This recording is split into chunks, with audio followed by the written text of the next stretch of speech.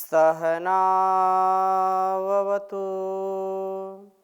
सहनौ भुनक्तु सह वीर्यं करवावहै तेजस्विनावधीतमस्तु मा विद्विषावहै। ओम शांति शांति शांति। वेद अखिलो धर्म मूलम। वेद सब सत्य विद्याओं का पुस्तक है। वेद का पढ़ना, पढ़ाना, सुनना, सुनाना हम सब आर्यों का, श्रेष्ठ जनों का परम कर्तव्य है। उसको आचरण में भी लाना, अपने मन से, वाणी से, व्यवहार से, अपने कृतित्व, व्यक्तित्व से हम वेद वाणी को आत्मसात करें। कोई भी व्यक्ति हमको देखे तो कहे कि वेद का अनुगमन करने वाला, वेद का अध्ययन, अध्यापन, पठन पाठन करने वाला, सुनने सुनाने वाला जीवन हो तो ऐसा हो। हम सभी मनुष्यों का यह परम कर्तव्य है कि हम उस परम पिता परमेश्वर की कल्याणी वेदवाणी का,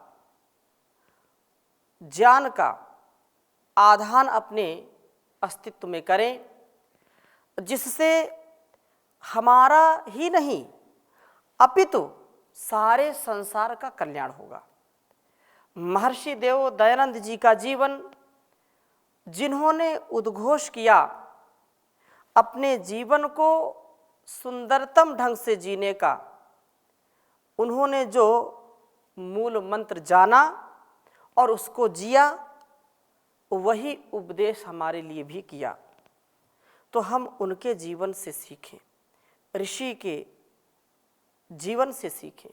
यदि वास्तव में हम अपने आप को वैदिक धर्म के संवाहक मानते हैं, वैदिक परंपरा के निर्वहन करने वाले अपने को मानते हैं, तो हमारा जो कुछ भी इस समष्टि के प्रति कर्तव्य है, तो व्यष्टि से समष्टि का जो कल्याणकारी जो कर्म है, उसको करने में हम कभी भी हिचकिचाए नहीं, किसी भी प्रकार से संकोच ना करें। हम इस वेद के पथ पर, वेद के बताए गए मार्ग पर सदा आगे बढ़ते जाएंगे। एक न एक दिन सफलता जरूर मिलेगी, हम विजयी होंगे। ऋग्वेद के प्रथम मंडल के 140वें सूक्त का हम स्वाध्याय कर रहे हैं और पिछली कक्षा में हमने पहला मंत्र पढ़ा था। 140वें सूक्त के पहले मंत्र को पढ़ा था, जिसमें यह चर्चा की गई थी कि हमारा जो आध्यात्ममय जीवन है, इस आध्यात्मिक भोजन को हम आत्मसात करें, अर्थात उस प्रभु की भक्ति करें, उसकी उपासना करें। ये हमारा आत्म कल्याण करने वाला है और आत्म कल्याण से राष्ट्र कल्याण, विश्व कल्याण का बहुत महान कार्य इससे संपन्न होता है। और वस्त्र के रूप में हमारे जो वेद, उपनिषद, दर्शन, जो कुछ भी यह हमको उपदेश सुनने को मिलता है, उस उपदेश को हम अपने वस्त्र जैसे बना लें। वस्त्र पहन करके हम बाहर के वातावरण से बच जाते हैं, उससे हमारी रक्षा होती है। तो भौतिकता की इस अंधी दौड़ में, इस समाज के आकर्षण, अर्थात यहाँ जो गलत आकर्षण है, अविवेकपूर्ण आकर्षण है, तो इस अविवेकपूर्ण आकर्षण से हम बचें। अपने ज्ञानेंद्रियों को, कर्मेंद्रियों को जिस पावन उद्देश्य के लिए परमात्मा ने हमको दिया है, उसको हम साधने का कार्य करें। यह साधन तभी ठीक चल सकता है और साध्य की हमको प्राप्ति हो सकती है। दूसरे मंत्र में भी बहुत उत्तम चर्चा है, इसको मैं आपके समक्ष ऐसे ही बोल देता हूँ और तीसरे मंत्र को फिर आपके समक्ष रखूँगा। हमने आहार की बात की और वस्त्र की बात की। बहुत सुंदर उपदेश यहाँ पर दिया है कि 1 वर्ष के लिए लोग, उनके लिए बहुत बड़ी शिक्षा है जो दूसरों के शोषण के लिए अत्यधिक भंडारण करते हैं। तो उत्तम जीवन के लिए, उत्तम समाज के लिए और उत्तम राष्ट्र हमारा बने, कोई भी व्यक्ति भूख से पीड़ित ना हो, सबके जीवन में उन्नति हो, तो एक बहुत अच्छा वेद मंत्र सामने है। दूसरा मंत्र है 140वें सूक्त का।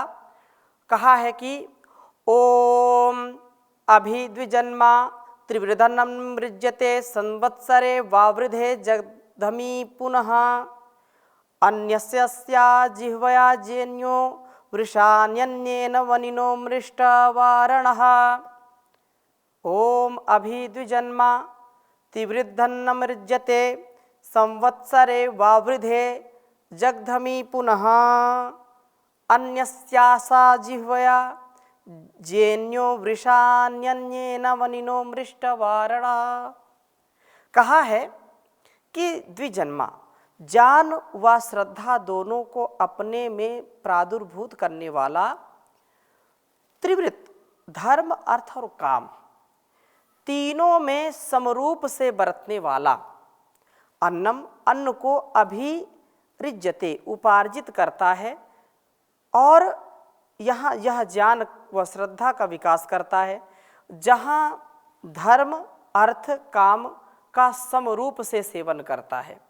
धर्म पूर्वक अर्थ का उपार्जन और अर्थ को धर्म पूर्वक काम में, अर्थात जो कुछ भी काम में हमारी भावनाएं हैं उनकी पूर्ति करता है, वो धर्म पूर्वक अर्थ के साथ। वहाँ यह शरीर रक्षण के लिए अन्न का भी उपार्जन करता है। संवत्सरे वर्ष भर में जगधम खा लिए गए इस अन्न को ईम निश्चय से पुनः फिर वावृद्धि बढ़ाता है, अर्थात एक वर्ष से अधिक के लिए अन्न का संग्रह नहीं करता है, पुनः फिर वावृद्धि उसको बढ़ाता रहता है। तथा यदि यह आदर्श समाज के सब सभ्यों से स्वीकृत कर लिया जाए तो समाज में कोई अति भुक्त व अल्प भुक्त, अर्थात जो अति भोजन अथवा जो भूखमरी है उससे हम बच सकते हैं। कहीं कहीं किसी किसी पूंजीपति के यहाँ अन्न का भंडारण है, अन्न को चूहे खा रहे हैं, अन्न सड़ रहा है, नष्ट हो रहा है और कोई दाने दाने को परेशान हो रहा है। कोई तो भूख से पीड़ित है और कोई इतना धनवान है, इतना अन्नदाता क्या अगर देने लगे तो दाता हो जाए, लेकिन वह उससे प्रॉफिट कमाना चाहता है। वो राज्य, वह राष्ट्र कभी भी उन्नतशील नहीं हो सकता है जहाँ पर ऐसी भावना हो, जहाँ पर शोषण की भावना है, वहाँ पर कभी भी कोई पोषण को नहीं प्राप्त हो सकता है। इसलिए इस वेद मंत्र में जो शिक्षा दी गई है कि जितना हम कमाते हैं अपने जीवन के लिए, अपने परिवार के लिए, जितना हमको आवश्यक है उतना ही हम भंडारण करें और एक वर्ष के लिए करें। एक वर्ष के बाद, अब इससे तो कोई दूसरे भी अर्थ लगा सकते हैं कि एक वर्ष बाद वर्षा न हुई या जो है अत्यधिक वर्षा हो गई, अतिवृष्टि हो गई, अनावृष्टि हो गई तो क्या करें। तो लोग एक एक डेढ़ दो वर्ष के लिए रखते हैं। तो अपने छोटे परिवार के लिए कोई थोड़ा सा रखता है तो ठीक है, परंतु मैं उनकी चर्चा करता हूँ जो सैकड़ों की संख्या में, सैकड़ों कुंटल अपने यहाँ अनाज रखते हैं और वह मौके की तलाश में रहते हैं, कब मौका आए हम इसको दुगने तिगुने चार गुने और कई गुने मूल्य को प्राप्त करके इसको हम बेचें। उनके लिए यह कल्याणकारी नहीं है, यह एक प्रकार से बहुत बड़ा पाप है। इस प्रकार से कहा है कि सभी समान रूप से भोजन को प्राप्त करें, इसके लिए सब समता में जीने का प्रयास करें। और क्या कहा कि इस संवत्सर भर के अन्न को जुटाने के लिए साथ में अन्यस्य आशा, दूसरे के मुख से तथा जीवा दूसरे की जीवा से खाता है। देवता एक दूसरे को खिलाते हैं, इस प्रकार से एक दूसरे को खिलाते हुए परस्पर भावन से पुष्ट हो पाते हैं। ये स्वाद के लिए नहीं खाते, स्वाद को जीतने वाले होते हैं, जेन्यः विजेता होते हैं। वृषा शक्तिशाली होते हैं, यह वारण वासनाओं का निवारण करने वाला। अन्येन दूसरे मुख से वनिनः वनोत्पन्न, इस वानस्पतिक पदार्थों का सेवन करता हुआ निमृष्टा अपने जीवन को पूर्ण रूप से शुद्ध बना लेता है। वर्ष से अधिक के लिए अन्न का संग्रह करना उचित नहीं है, औरों को खिला करके खाना उचित है। वानस्पतिक पदार्थों का ही सेवन जीवन शुद्धता के लिए आवश्यक है। अर्थात जो कुछ भी हमको इस प्रकृति से मिलता है खाने के लिए अन्न के रूप में, फल फूल मेवा मिष्ठान के रूप में, उसको ही स्वीकार करें, उससे ही हमारे जीवन का कल्याण होगा। अन्य जो पदार्थ हैं उनसे कल्याण होने वाला नहीं है। और इस प्रकार से जो करता है वही इस जीवन को सुंदरता से परिपूर्ण करता है। एक मंत्र और मैं आगे आपके समक्ष रखूँगा। ज्ञान और वैराग्य का समन्वय होना चाहिए। जैसा हमारा ज्ञान होता है, धीरे धीरे हमको वैराग्य की स्थिति में जाना है, और उस वैराग्य की स्थिति में और ज्ञान की स्थिति में दोनों का समन्वय होना चाहिए। श्रद्धा ज्ञान के समन्वय से ही हम इहलौकिक और पारलौकिक उन्नति प्राप्त करने वाले होते हैं। इस प्रकार से हम समझें। मैं वेद मंत्र लिख देता हूँ, फिर चर्चा करता हूँ। ओम कृष्ण प्रुतौ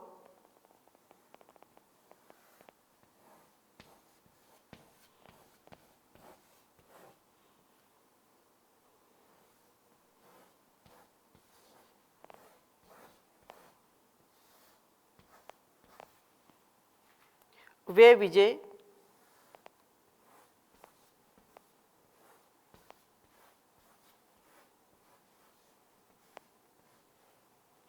अस्य सक्षिता उभा।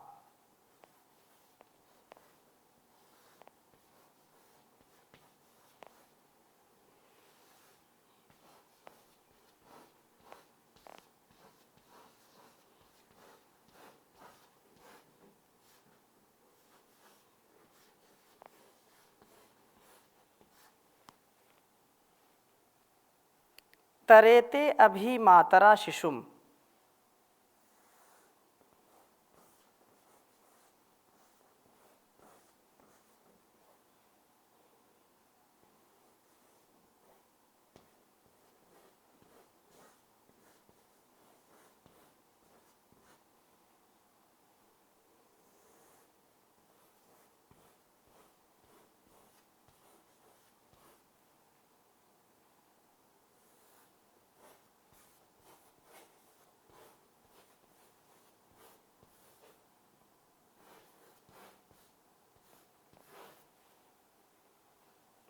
प्राचा जिह्वम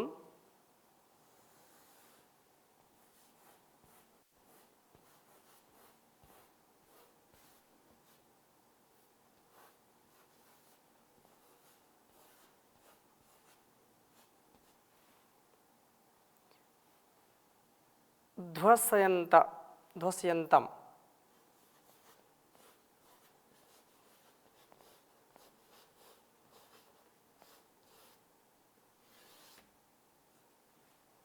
ध्वसयन्तम त्रिषुच्युतमा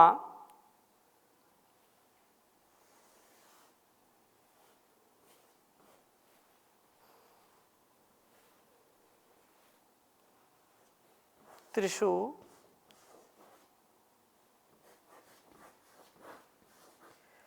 त्रिषुच्युतमा साच्यम कुपयम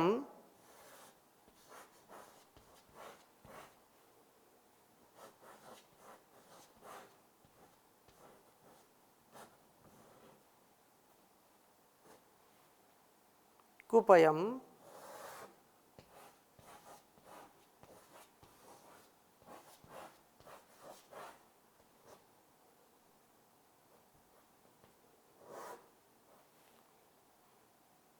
वर्धनम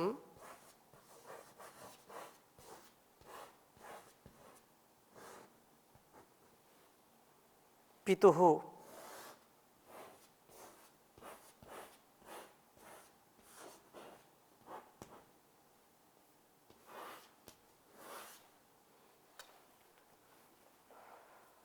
ओम कृष्णप्रुतौ वेविजे अस्य सक्षिता उभातरेते अभिमातरा शिशुं प्राचा जिह्वं ध्वसयन्तं त्रिषुच्युतमा साच्यं कुपयं वर्धनं पितुः।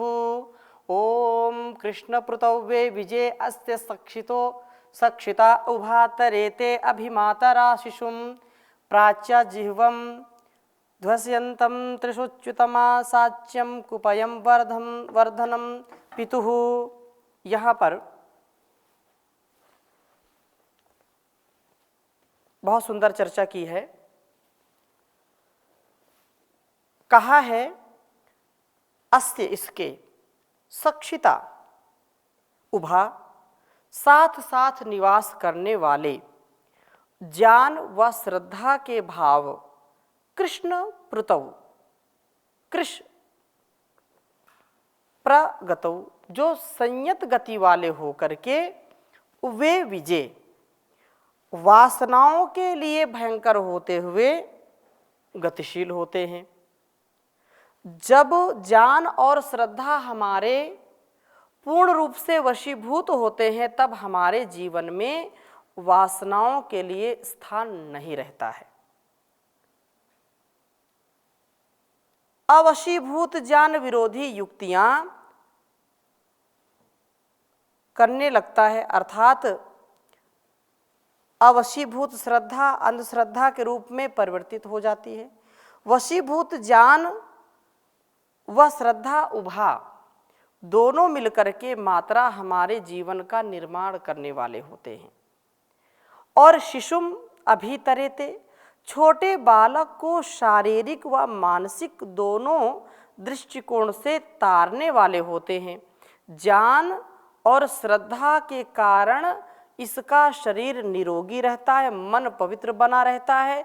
ज्ञान और श्रद्धा के समन्वय से इसका जीवन इस प्रकार से बनता है। कहा है प्राचा जीवम प्रअंच अंधकार का विनाश करता है। ज्ञान के द्वारा अज्ञान अंधकार को यह दूर करने वाला होता है।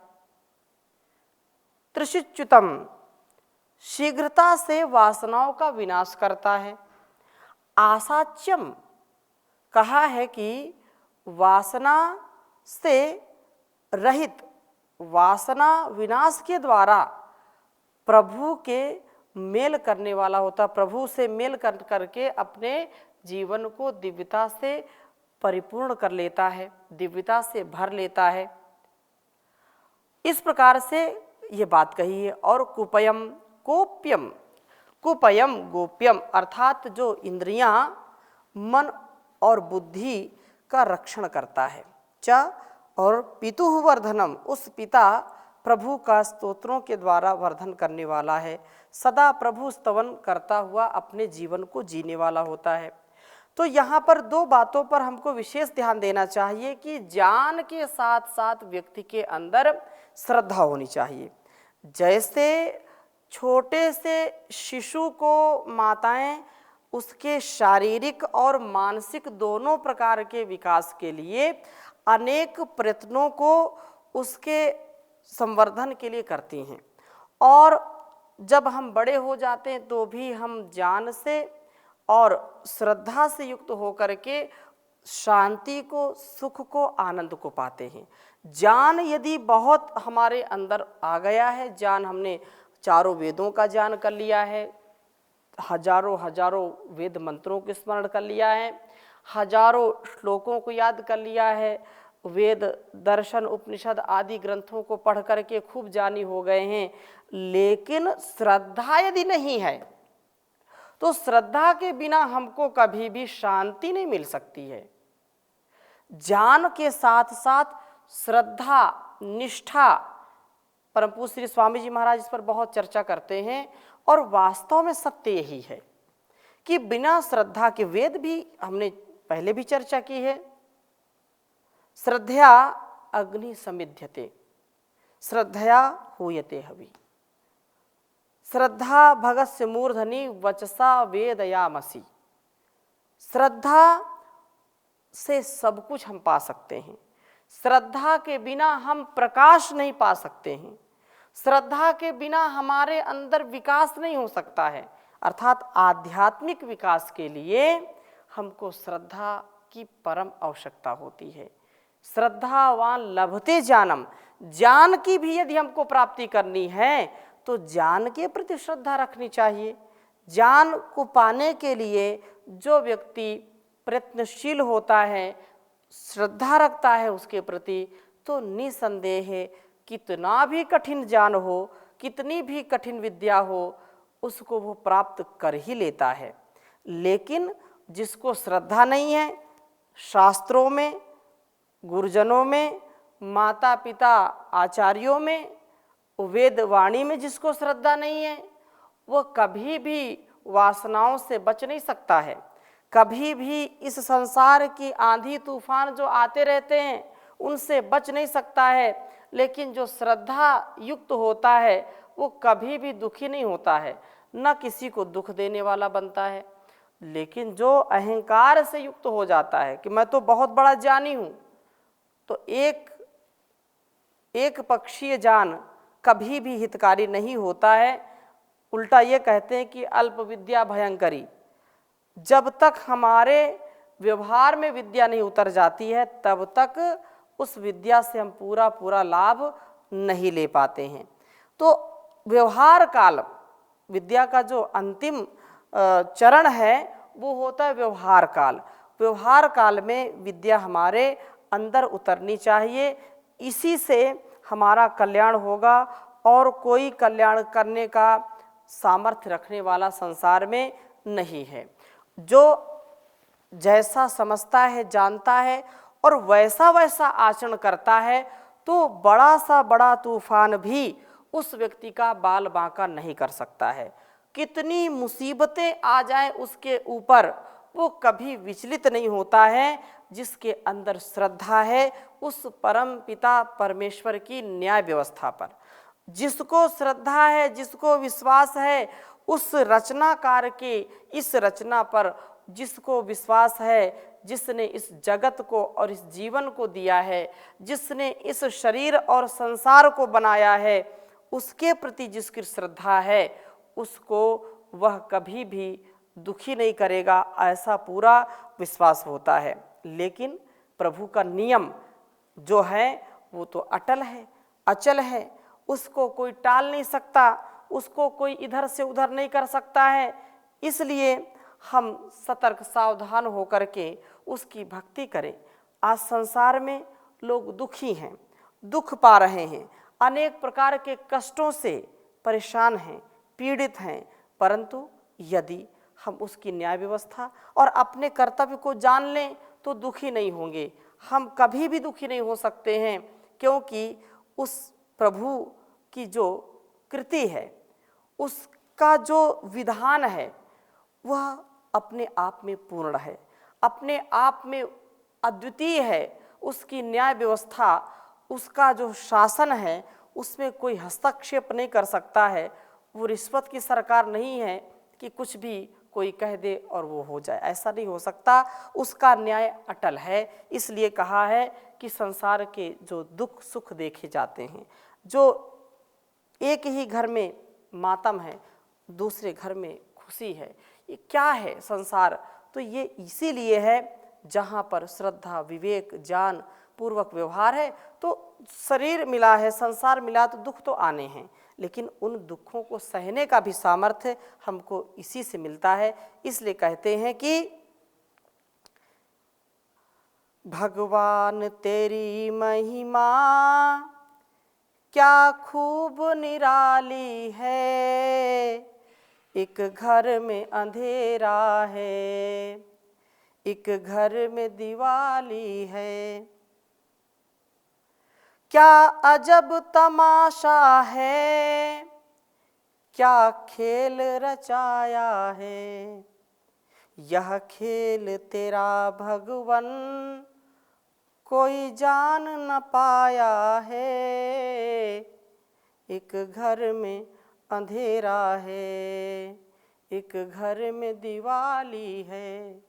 हम देखते हैं कि एक ही घर में कितना हंसी खुशी का वातावरण होता है और दूसरे घर में मातम होता है। परंतु यदि हम विवेक को जागृत करें, विवेक पूर्वक व्यवहार करें, तो हम यह समझ लेंगे कि जीवन का कल्याण तो उसी की भक्ति में है। उसका हम सदा सर्वदा चिंतन करें, क्योंकि कितना विकट से विकट संकट हो, हमको उस परमात्मा को कभी भुलाना नहीं चाहिए। आए संकट घने, चाहे शत्रु बने सब जमाना, उस प्रभु को कभी ना भुलाना। आए संकट घने, चाहे शत्रु बने सब जमाना, उस प्रभु को कभी ना भुलाना। वो है अपना तो संसार अपना, हो न अपना तो कोई न अपना। बिन दया दृष्टि के इस सकल सृष्टि में ना ठिकाना, उस प्रभु को कभी ना भुलाना, उस प्रभु को कभी ना भुलाना। तो हम उसकी भक्ति में, उसके द्वारा दिए गए उपदेश में अपने जीवन को तराशने का प्रयास करें। इन्हीं शुभकामनाओं के साथ आज की कक्षा को यहीं पर विराम देते हैं। ओम शांति शांति शांति।